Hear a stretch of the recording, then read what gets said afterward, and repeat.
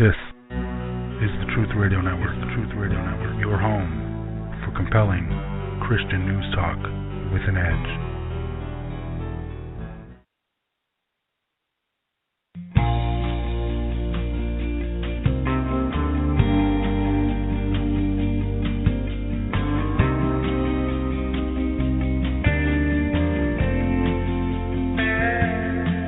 Look around and tell me what you see. Every day, more people in the street. Said I used to work in a factory. Right now, I don't work for anything.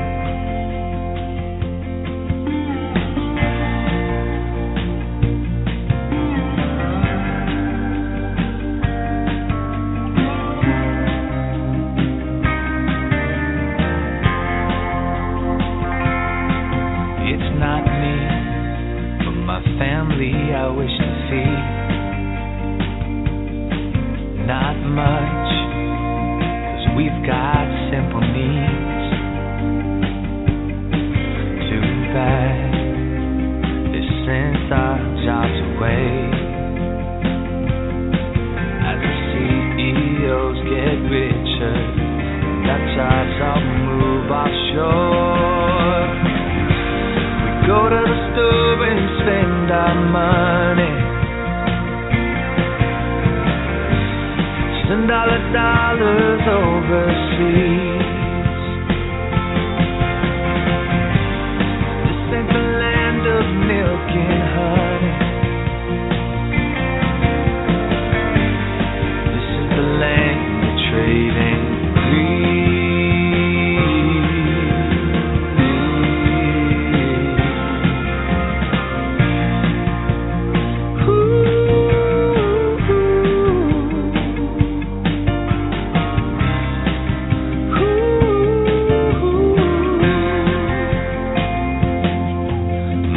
Brother got his college degree.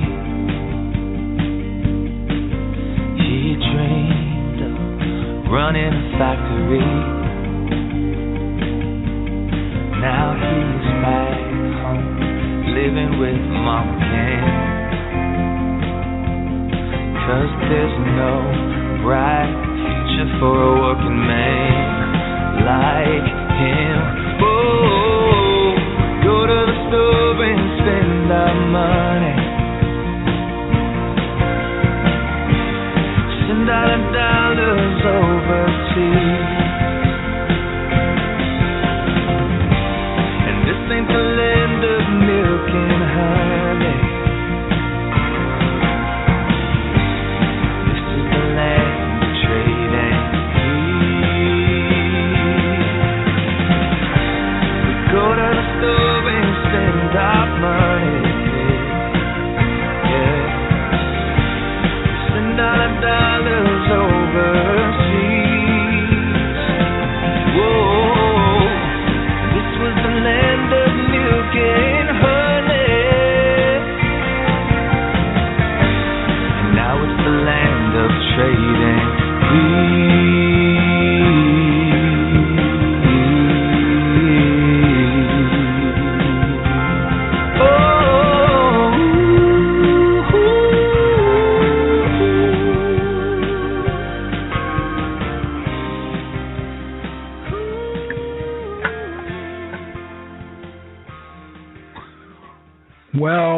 Well, another week has passed. It's time for a swift kick in the afternoon. Hey, Joe, welcome in this week once again, brother. How are you?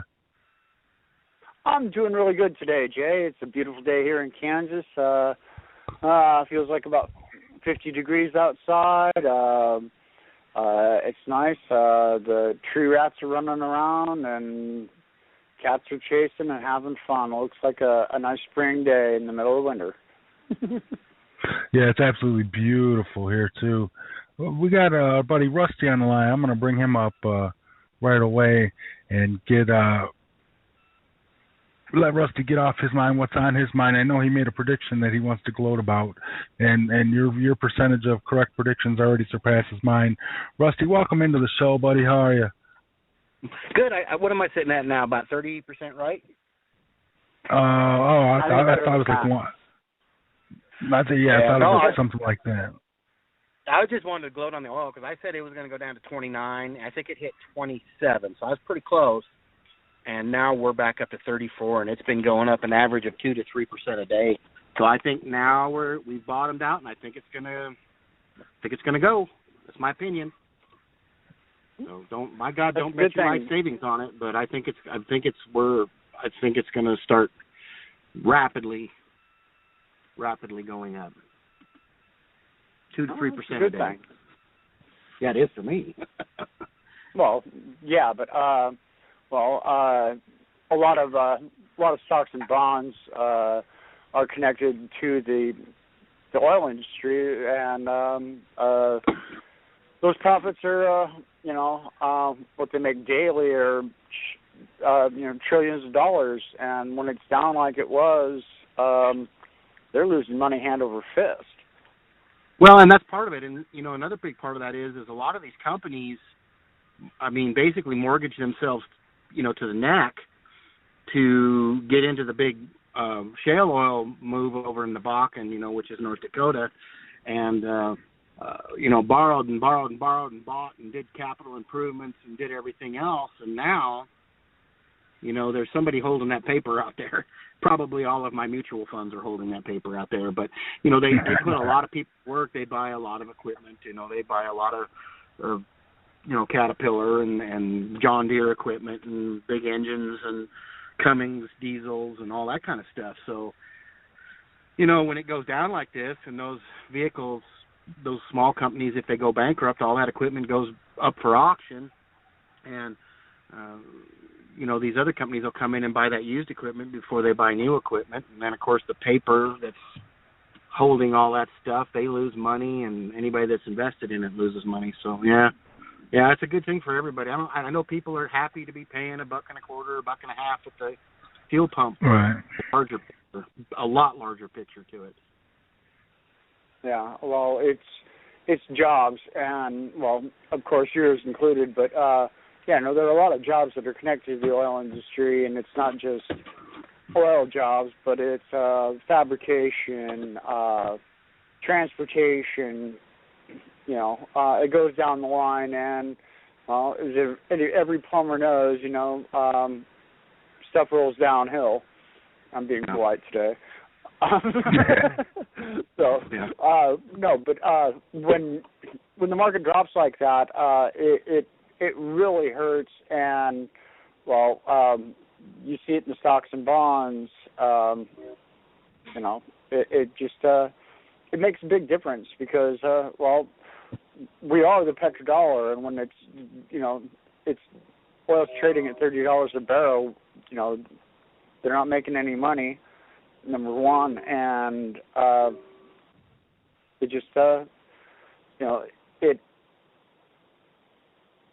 it keeps rolling when it's down, and when it starts coming back up, it slowly progresses to where it starts feeding up instead of flowing down.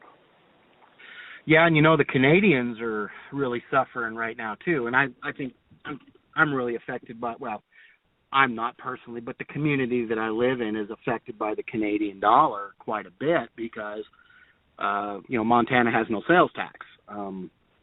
So every Friday night, every hotel room in the community that I'm closest to is filled up because the Canadians rent the rooms. They come down. They buy booze mainly because up there a bottle of beer in a bar is $7, and if they're down here and they're playing poker at one of the poker tables, they get free beer. So they don't care if they lose their money. So I enjoy playing those kind of games. But they, and cigarettes are $12, and everything up there is just so much more expensive. So they come down here, and at one time they don't anymore, but at one time we were taking Canadian 1 for 1. Problem is now I believe the Canadian currency's lost about 20% of its value over the last 6 to 8 months. They're their loonie or whatever they call their dollar there is in serious problems, and a lot of that is related to the oil and gas industry, because Canada is actually our number one exporter. They export. We buy more oil and gas from Canada than we do from any other country in the world. So it harms them. Well, we should. I mean, in a way, we should, because we support them, and they give us bacon. I mean, well, that's true, and I don't think I've ever seen a Canadian holding up a decapitated head saying Allah Akbar, so they're at least a little more friendly towards us than certain other countries that we have dealings with around the world. And that's not a blanket statement on Islam. It's a blanket statement on some of the SOBs that we deal with out there. Exactly. But it's good to see it going up, because I saw that read an article, actually gleaned it, and but they said that the shale oil was trading in the negative, and so it's good to see it when it's coming back up. But the collapse is all by design. If Saudi had done what they were, they could cut back when they were asked to, it wouldn't be as bad as it is right now. But they've continued to flood the market, so maybe America will get smart and start cracking open some of these sealed off wells that they just mothballed, because we've got cheaper stuff that we can get overseas. Well, they're not going to do that, though. That's a decision for the companies to make. And at $34, I believe we're sitting at right now. I haven't checked it in a couple hours, but at $34, there's no profit. The lift charges are too high. Exactly. And with the shale oil, a lot of the oil right now, what they're saying, again, the oil out of North Dakota automatically, not counting lift costs, they have a $14 a barrel transportation cost, because there's no pipeline. They're having to truck it and rail it all out. So if $34 is what the going rate is, they're at $20, and then you got your lift costs on top of it. And what's happening is the refineries are refusing to purchase it. They're saying that if you want us to refine your oil, you are now going to have to pay us to refine the oil. Made a call yesterday, talked to a company over in North Dakota. He said the rig count's down to 31 at a high of, I think probably all-time high of over 400 rigs that are drilling and doing exploration. They're down to 31 rigs in all of the Bakken Shale. That's all of eastern Montana, western North Dakota. So that's incredible. But so anyhow, the reason I wanted to bring that up, back to prepping, is this is the time to maybe start preparing for what's coming, which is going to be higher energy costs. With spring coming, the plant's on, here in the next couple of months they'll be planting. The fuel prices are heading back up. They're not going to get the cheap fuel. A lot of the farmers have already figured that into their costs. So with the fuel costs going up, the transportation costs going up, the storage costs, the packaging, everything all going up, you're going to see an increase again in food prices, fuel prices on top of it. Now is the time. I got fortunate, this little store that I go to, I went in this morning and bought something cold to drink, and when I won some kind of a lottery, and I got $1 a gallon off fuel for the next time I fuel up, so I'll be able to get fuel for about 74 cents a gallon. So I'm going to fill up all of my vehicles, and I'm going to fill up all of my plastic containers and put a little stay bill in it and store at 80 cents or 75 cent fuel for when I need it. Oh, most definitely. I did the same thing. During the spring last year, we were paying here in Kansas for premium gas. It was under $2, and I decided, well, now's a good time to do short road trips and use up what gas I have and fill up with premium. So $30 to take, or $30 gallon tank will take you a long way. So I had a little bit of fun doing road trip, and then put away the good stuff and filled up again and put stable on top of that, and it's still sitting there and it's still good. And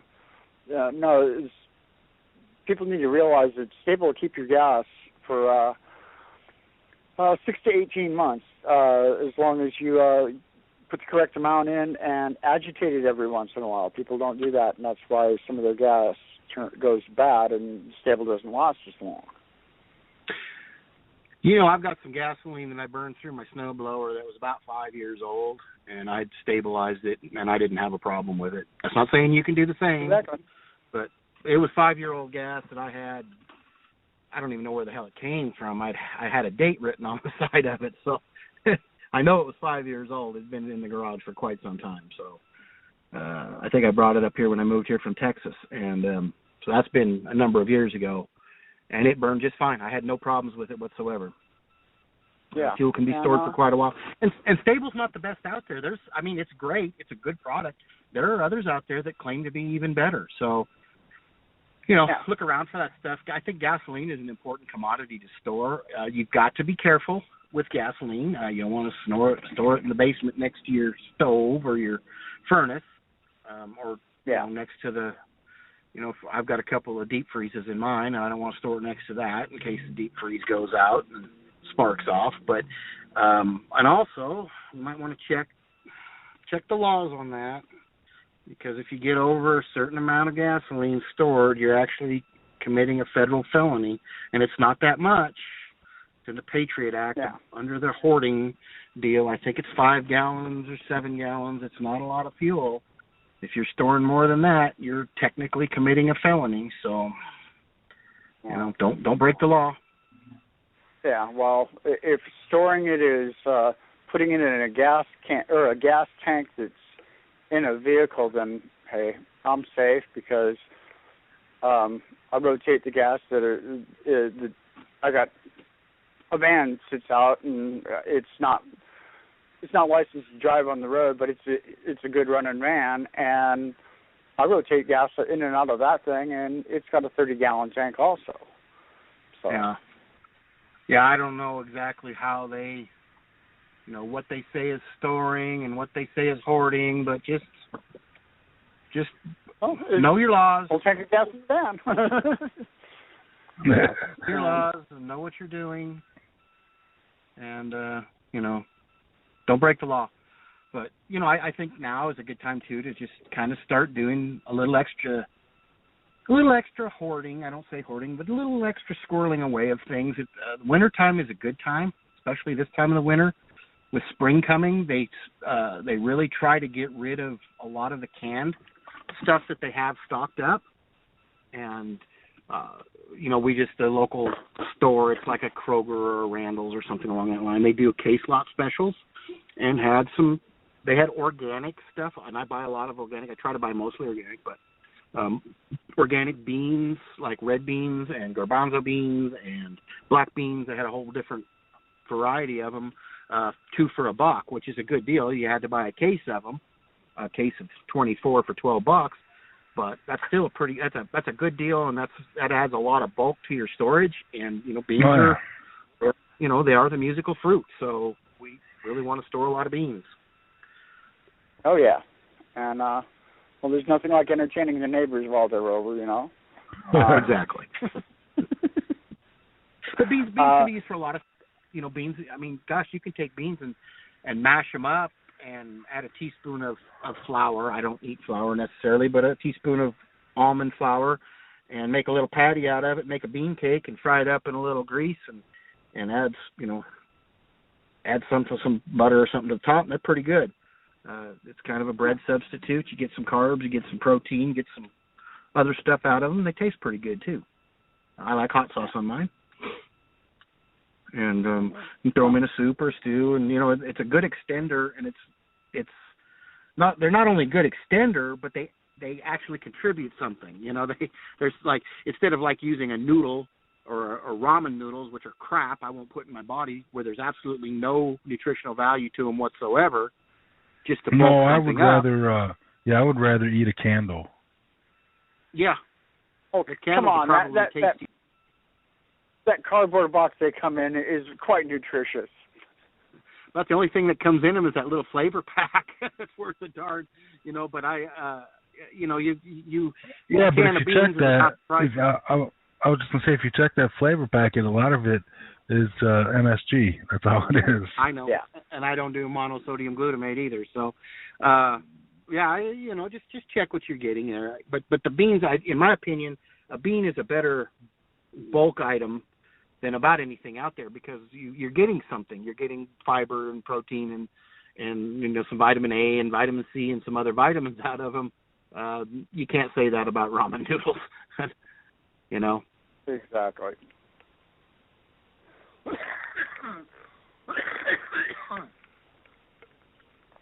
So now, like I said, this is the time of year to start stocking up on that stuff that they're running their case lot sales. And I see that not only my store is doing it, but there's some other stores there in town that are doing case lot sales this time of year. Also, this time of year is a good time to get some of the fruits and vegetables that come in out of South America, because this is kind of going into their fall. This is late summer, early fall. Right, yeah, it's the harvest. So you start, it's harvest season. And I don't generally like to buy stuff from out of the country, but grapes from Chile and some of the good produce that comes out of South America is pretty good stuff. And some of the tropical fruits only come due this time of year. I want to think that this is mango season, but I'm not sure. I think it is, because they're running specials on mangoes. So, those kind of things are good things to purchase this time of year, and get them in that food dryer if you've got a food dryer. If you don't have a food dryer and you're in a warm climate, make yourself one out of some mosquito netting and a old barbecue grate where you can hang it outside and let the wind do the job. I know if you've got a warm enough climate to do that, you probably got bugs this time of year. It's not warm enough here to do that. You'd freeze everything, but that you can use your oven. If you have a really low setting on your oven where you can set it at 100 degrees or 110 degrees, not all ovens will go to that temperature. You can throw stuff in there on racks and dry them, and it doesn't take long, overnight. It doesn't use hardly any energy, especially if you have a gas one, to run it at 110 degrees. And a lot of times you can shut your dadgum heater off, too, in the house, because that'll keep the whole house warm. So there's a lot of things you can do this time of year. You just got to be creative and look into it. Just because it's winter and it's not harvest season, we still get stuff in, and we still have opportunities to put stuff away and do some storage, even being in the winter. So look around and do those things. Again, it's a good time to go through your freezers, if you have freezers, and see what you've got sitting in there. Maybe there's some things that you need to take out and thaw and slice up and dry, or thaw up and can. I've got so darn much deer and buffalo meat in my freezers that I'm starting to just live on it now, which is fine. I got no problem with that. But I've got so much of it, I've got to really start moving it out. So I think I'm going to actually get some out, thaw it, and make some more jerky. So yeah, I was just going to say you can make a few pounds of jerky and send it my way if you want to get rid of some of that. I'll tell you what, Jay, I'll get a hold of you after the show and I'll send you some. I've already got some made up, so if you don't mind meal deer, good meat. Okay, I'll get a hold of you both. I got both of your phone numbers. I'll give you a call and get your mailing addresses. But it's the time of the year to look at those things that are more of a winter type thing that come in. Like the tropical fruits and that kind of stuff that we, at least up here on the end of the trade routes, we don't get a lot of tropical fruits in the middle of the summer because it's not the season. The season is now for kiwis and mangoes and I think even coconuts are in season right now. So those kind of things that come in, look at doing them, look at putting them up, look at canning, drying, dehydrating, and vac sealing. Even freezing if you have to. So just a little suggestion. I know people generally try to do all their prepping in the fall and summer and then coast out the rest of the year, and I don't. I keep continually prep year-round. It's just that it's seasonal. Things change with the seasons for me.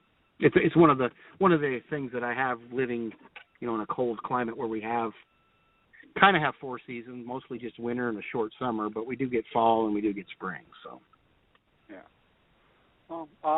dehydrating. Dehydrating's a very, very good extender of your resources, and there's some really cheap ways of doing it. That, I mean, using the existing stuff that you have.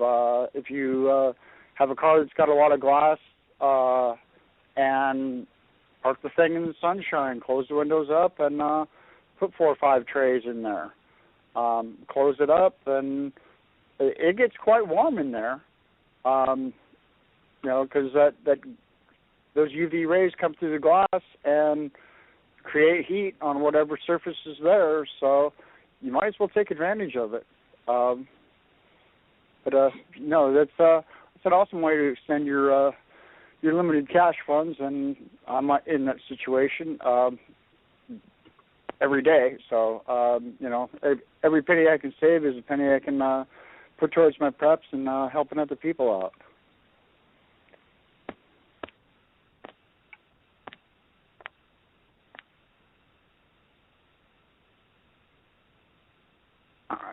Jay's talking, but he's probably muted himself. Oh, yeah, I can't hear him either. Yeah, he must have muted himself.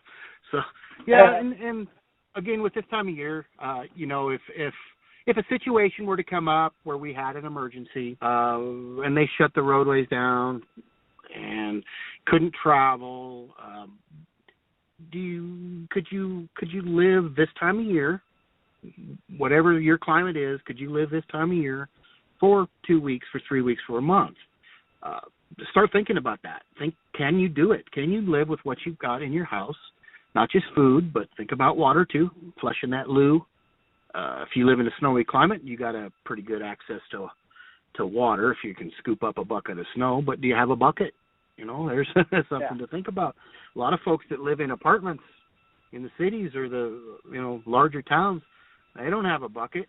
They might have a pot, but they don't have a 5-gallon bucket. What if not only the power went off, but your water went down? And once your water goes down, it's not going to take very long for the sewer system to not work, and you can't flush. So you got that bucket for other purposes, if you know what I mean. You may have to use it as your loo. So exactly. What about garbage disposal? Do you have an adequate way? Think about what you're going to do with your garbage. You'll be still generating garbage. Do you have something to do with it? That dumpster, if you're living in an apartment complex and you're sharing a dumpster with 25 or 30 other units, doesn't take long for that dumpster to fill up. So do you have some way else to dispose of your garbage, maybe? Even if it's in the back of a pickup or something, because that's a sanitary issue. If you're in a warmer climate, you got to worry about diseases from that stuff. So right, exactly. No, I'm here. I'm here, guys. I was in the middle of. We lost you there for a minute. No, I was in the middle of sneezing. I got you. Sanitation issues. Nobody likes to think about it, but you may end up having enough water to drink, but not enough water to, wipe yourself or clean yourself up a little bit. So you have other options, and I will say, working in the oil field, you get a little creative, and you can use things like baby wipes, that alcohol stuff, the hand sanitizers.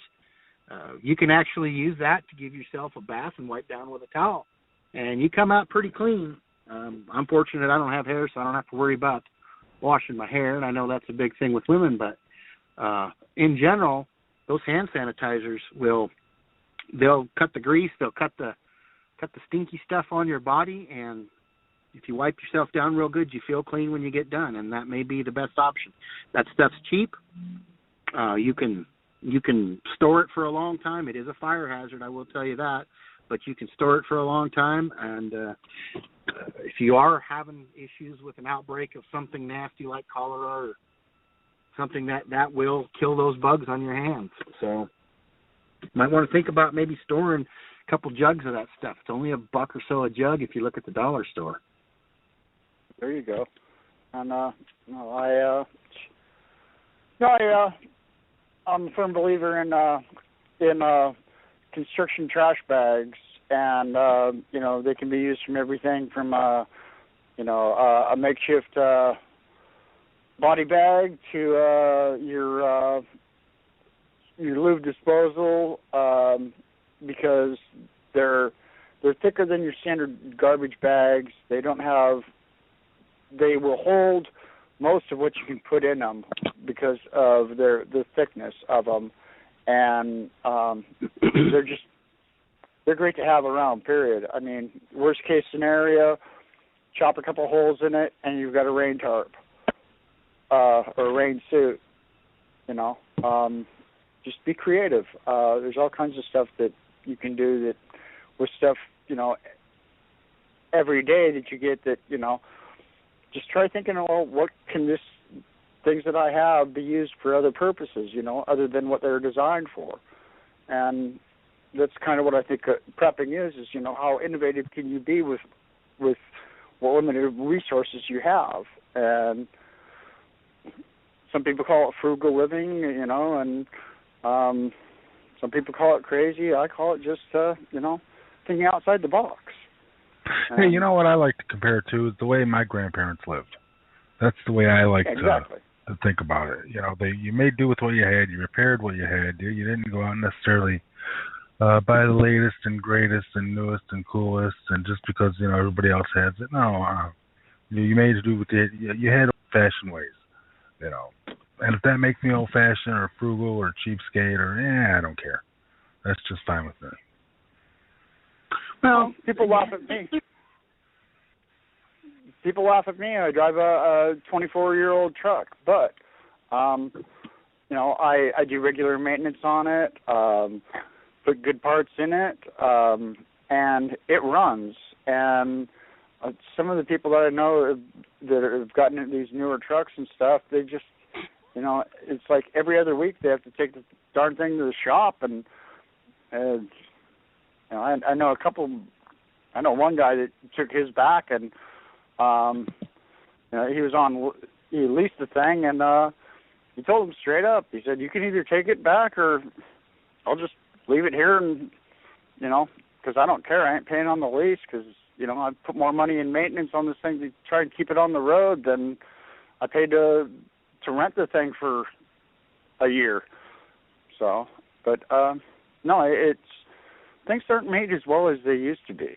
So anytime you can, you know, save a penny here and there, you know, to me that's just being smart.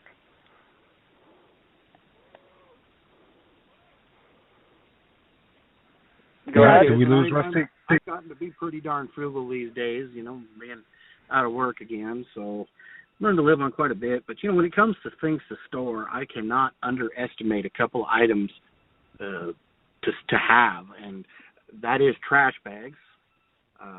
Trash bags can be used. I mean, you got to think about it. If you're without food or without water and electricity for a while, you have a mound of dirty laundry, and it gets to smelling pretty bad. You can put it in a trash bag. You can seal the trash bag up, and you can, you know, throw it out on the patio so the smell doesn't get bad. You can use a trash bag to store food in.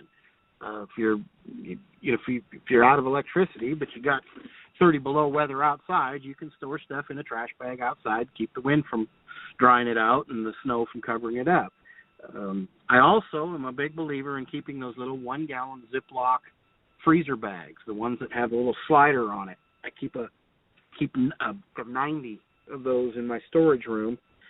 They come in handy for everything from storing food and leftovers in to storing dirty socks in. If they get to smelling bad, you can put there's a couple of old tricks you can do with your shoes. If your shoes are getting kind of stinky because you got stinky feet, you can put them in those trash bags and set them outside when it's 30 and 40 below zero, and kind of let the cold weather work its magic on your stinky socks and your stinky shoes. But you can put everything in it. If you're, you know, out in the rain, you can put your billfold or anything you don't want to get wet in it and keep it in your pocket. I think that things like that are invaluable.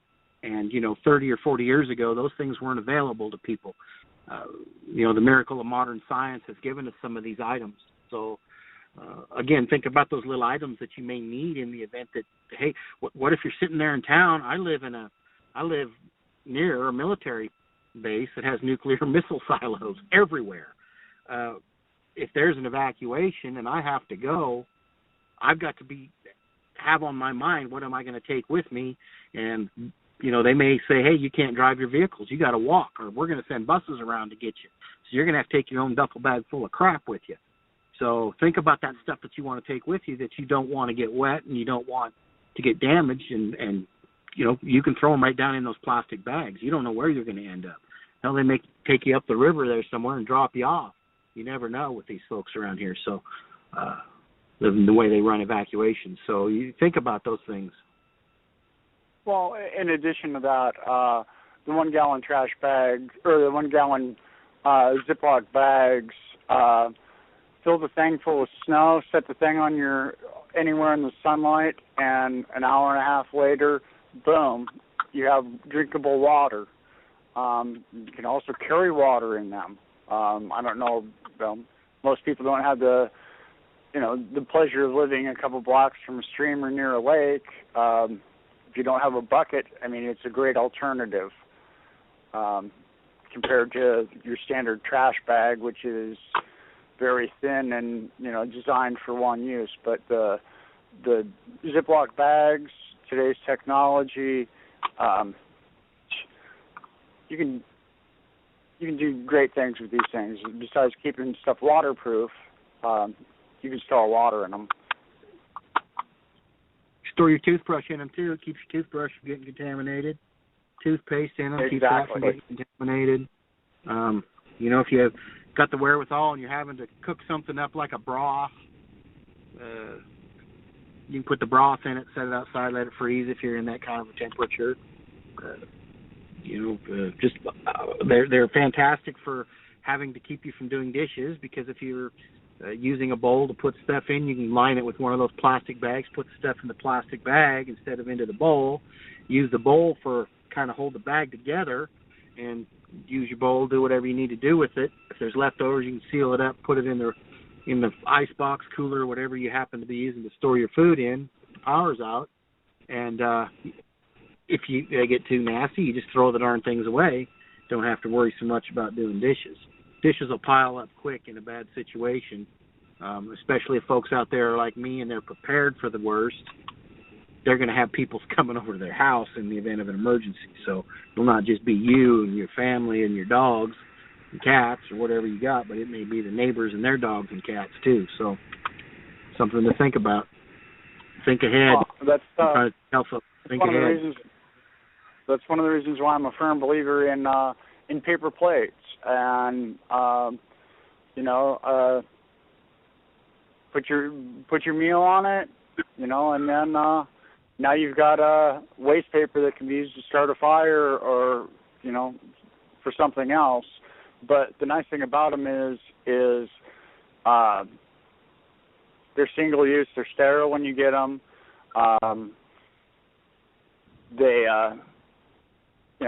You can double them up and just peel the top one off, and then, it saves you the trouble and the time and the inconvenience of having dishes pile up, because, all that water's got to be clean for you to do your dishes with. So you're talking about you'd need to boil it and purify it in some form or fashion.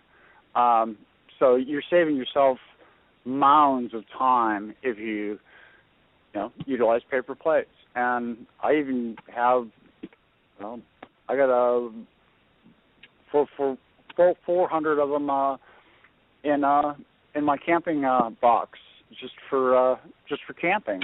And to me, it's a great convenience, because I'll clean pots and pans, but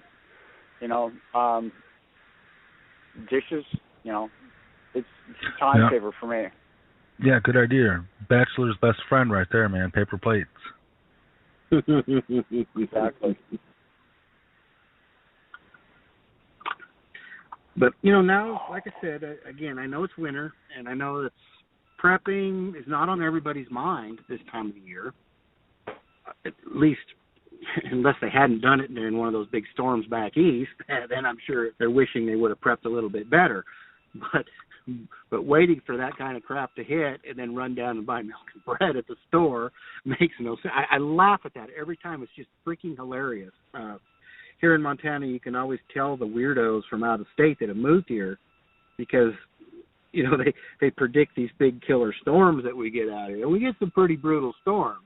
This is the Great Plains, and go down to the store to pick up some salt or something that you happen to need for a recipe you're cooking, and here's all the knuckleheads. It's 40 degrees. They're all wearing parkas and buying up all the bread and milk in the store. It's like you just laugh at them. You don't want to get yourself in that kind of a situation where you got to run down at the last minute to buy your stuff. Buy your stuff now. And believe me, there are things that you can freeze if you have a deep freeze. That bread will freeze almost indefinitely. And one of the tricks to doing bread is you freeze it and then you vacuum seal it. And it will just, it's sealed. It'll last forever. Meat will last if you vacuum seal it almost indefinitely. It won't freeze or burn. It really won't lose any integrity, and it's not going to turn bad. Things like butter freeze really well. Cream cheese freezes really well. I've done an experiment with cream cheese. So cream cheese freezes very, very well. And those things, when you catch them on sale, buy them. I got butter for 99 cents a pound a while back. You better believe I bought a lot of butter, and it's in the freezer. So, and it's good butter. It's challenging butter. Yeah, good deal. So when you catch these deals, do it. I make homemade tomato soup. Once in a while, you'll catch tomatoes. They'll get 10 pounds for $1 because they're overstocked. And you can buy those 10 pounds of tomatoes and make homemade tomato soup. Put it in those little Ziploc storage, what I call false Tupperware containers with the screw-on tops, and you can stack them up in the freezer. You can have tomato soup if you need it, and it's easy. You can microwave it in the event that you have power. If not, you can just thaw it out and warm it up over whatever heat source you have. And you don't have to worry about food. You don't have to worry about those sort of things when there is an emergency. And I'm not saying if, I'm saying when, because we're all going to have one eventually in our lives. Now, hopefully it's not a, nefarious power line eating locust plague, or Puerto Rico invades the southern part of the United States and sets up concentration camps. We're not, we don't. Go I Puerto generally Rico. don't prepare. That's right. I generally don't prepare for those sort of things because, worldwide global disaster is not real. I don't want to say it's not problem. It hasn't happened in my lifetime, and I don't expect it to happen in what's left of my life. So I prepare for the smaller disasters, such as financial collapse, such as, we get wicked storms, power outages, terrorist attacks. In the past, I never would have thought about preparing for a terrorist attack in this country, something that could really affect us nationwide. I do now, because we're so interconnected with the internet and with the power grids and the phone line systems that we have that, some knucklehead with the right skill set can, get into the right computer grids and start flipping buttons, and next thing you know, transformers are blowing up on telephone poles, so on power line poles. So it's something I have kind of shifted towards preparing for. But I will say that if you're preparing for those small emergencies and the smaller things that may happen in your life, you're probably already pretty much prepared for the larger emergencies, because you're doing essentially the same sort of stuff. Maybe if you're preparing for a larger emergency, you might get a little more extreme in the preparations and prepare a little more, store away a little more stuff. But if you're preparing for the small things, you're steps ahead of everybody else.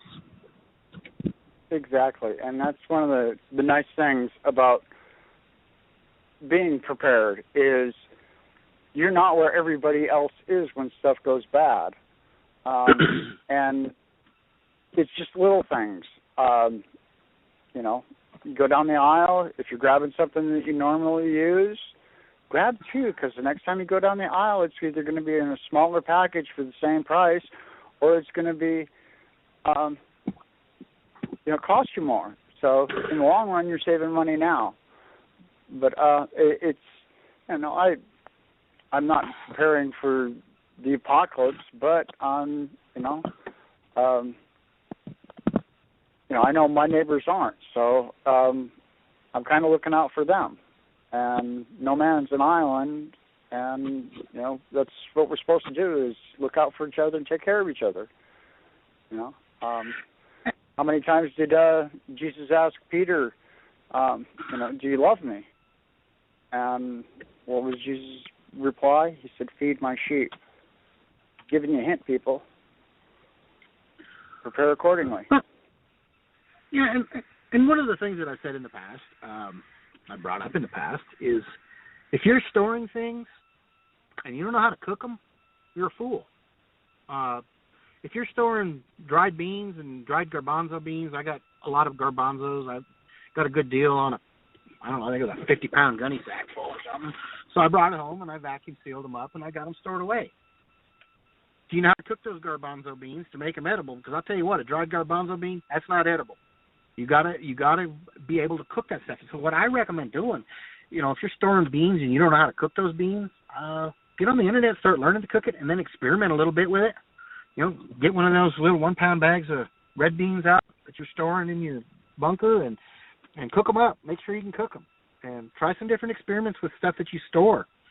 Don't cook those beans and add cheese and stuff that you can't store. Add some Spam or something that you do store, or some dried meat. Dried jerky, if you make a jerky where it's just salted, you don't add a lot of spices to it, it can be used as a beef substitute for a lot of different recipes. You just soak it a little bit in water, and you can use it just like you can fresh meat. Put it down in the beans, you can put it down in your soups and stuff. So that was what the original purpose of drying meat was. It was not to be, eaten as a jerky. It was meant to be rehydrated later and used for cooking. So experiment a little bit. If you're buying this fancy store-bought powdered eggs in the number 10 cans and the dried super duper dehydrated beef, in the gold-plated tins and all that kind of stuff. If you don't know how to use it, you don't know what, you're not going to be able to just open up a can of some of this stuff and eat it. Experiment with it. And that's why, like when I do my little deals on my website, I not only show you how to dry the stuff, and then I show you how to rehydrate and use it. The dried fruits you can eat just the way they are. That's a good way to eat it. But, where I did the hash browns, made the homemade hash browns and dehydrated them, and then showed you how to rehydrate them. Because you got to know what to do with those items once you've got them. So store the stuff. That's great. But on the other end, make sure you know how to cook it. If you're just going to store 20 cans of sardines, a box of crackers, okay, fine, if that's what you think you need. But if you're going to store all this other stuff, you get really sick of just eating sardines and Vienna sausages on crackers, for 6 weeks, if that's how long you have to survive. Make sure you know what you got, how to use it, how to make it palatable to not only you, but if you got kids in the house, they're not going to eat sardines. They're not going to eat Vienna sausages. They're not going to eat Spam. Store some stuff that they'll eat too, and know how to prepare it and serve it to them. Make it fun. Yeah, make it palatable. And you can't short, and I can't put more emphasis on anything in my preps. Spices. There's a reason that spices during the Middle Ages were a treasured item, is because food was so bland. Get good spices, rotate them frequently, and keep them on hand. I love garlic and pepper. To me, it makes the food, taste better. And when your food tastes good, you enjoy it more and you look forward to it. I've had some of these Mountain House dinners, that they're dehydrated, freeze-dried. They're great if you're camping and you're just going to use, have to munch them, like 2 nights, 3 nights out in the hills.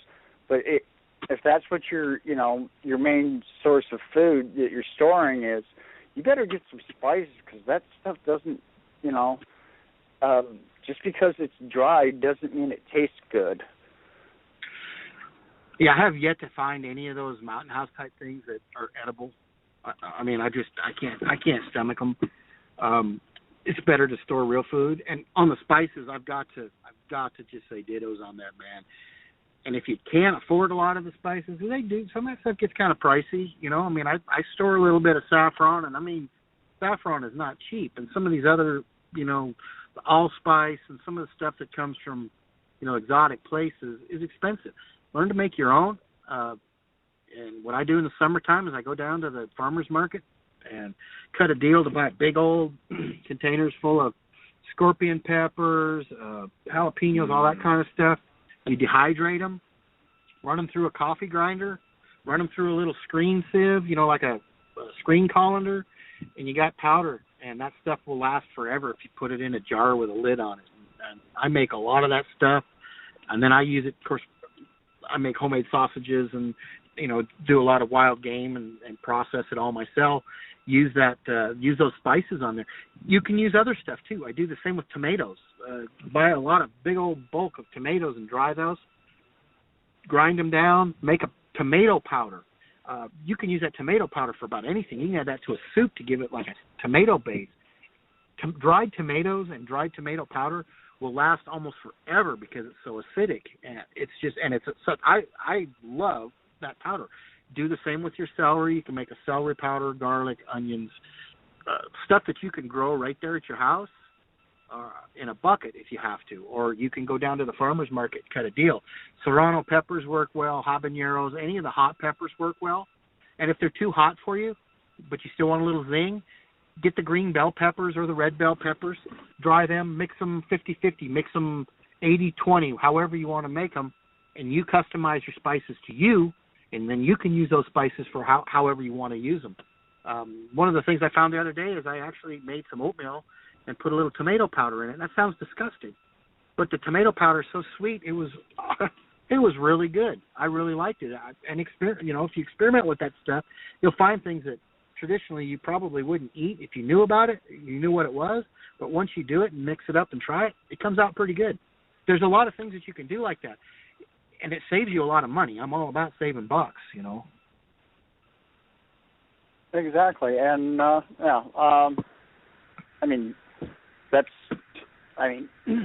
myself, I'm on a limited budget. I don't live like a king, but I do live comfortably on less than $1,000 a month. And people go, what? Yeah, well, I used to make, I used to make more working 3 days, than I do in a month now. But, hey, I'm in a different situation now, and I can't go out and do what I used to do, but I enjoy it, living within my means. Right. I have zero debt. I own everything that, I have. I don't buy things on credit. I actually don't own a credit card. I'm one of those people that having no credit, rating is worse than having bad credit. Well, my track record is I pay cash for anything that I have, and so when I walk away, it's mine.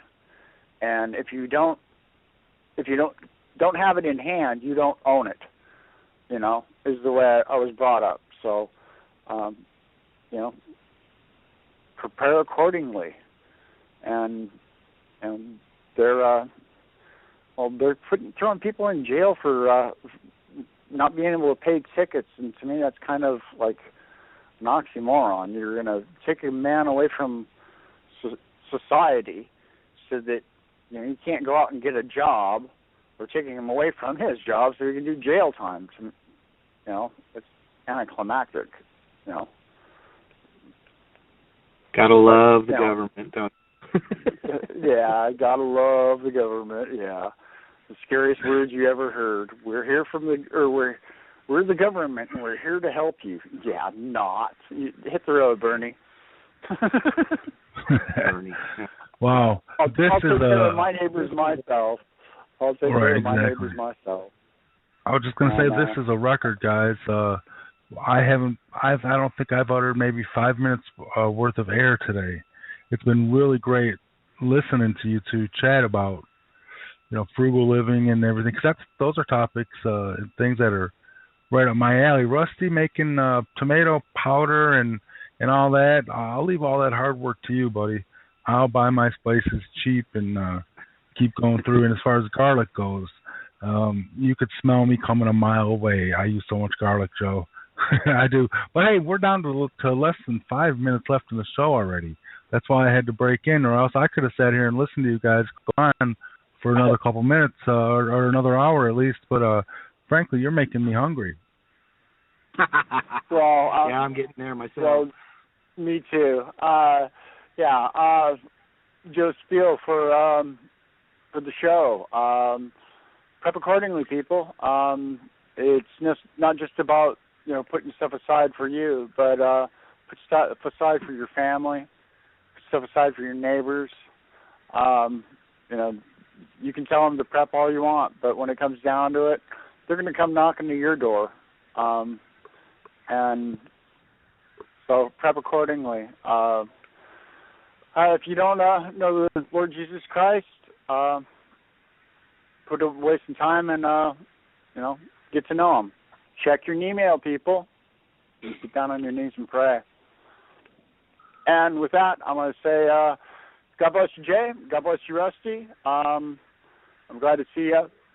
Excuse me. The oil prices going up, and hopefully the economy will do a little bit of recovering. But I hate to be a pessimist, but I'm going to be a pessimist. I don't see that happening, not in the near future. But yeah, me love you guys.